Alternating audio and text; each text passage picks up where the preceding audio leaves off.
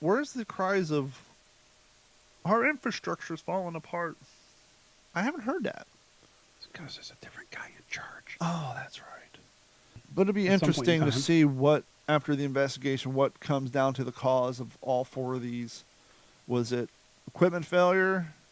If so, was it on the train's end or the track's end? Because was it infrastructure or poor maintenance? Because let me tell you, Gordon and I grew up from a street from a train track.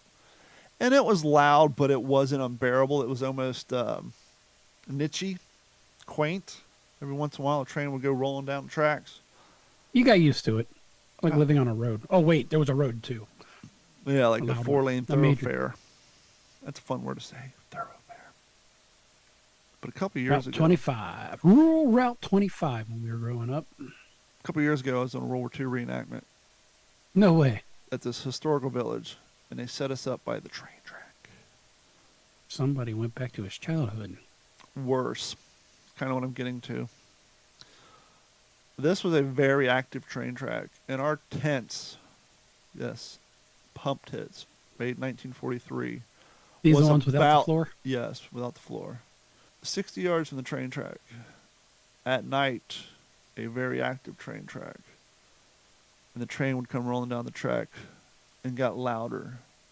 But it wasn't the track, it wasn't the vibration, it was the lack of lubricant applied to the undercarriage of these trains.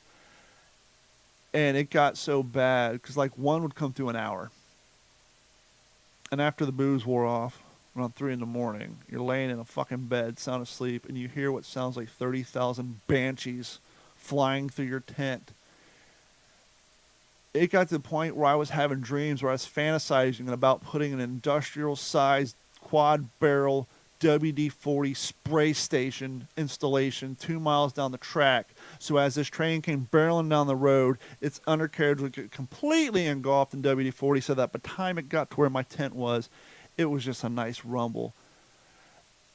It got so bad, like the guys who stayed there Friday, no, they got there Thursday. They were going to sleep because they came from out of town. They got there Thursday. They had to sleep there Thursday, Friday, Saturday, and then leave Sunday. By Saturday night, they said, fuck it. They got in their car and went and slept. They like it because it was insane. It was like torture. I mean, the effect it had on you. By the time you woke up at 6 o'clock in the morning, you felt like you'd been water tortured all night. Because just imagine once an hour, all night long, Yeah, being well, doesn't that awoken. add to the realism of stress of war? Yes. Some people say, well, the trains, that's what they use for the major mode of transportation. You're right. And they maintained that shit and they lubricated it.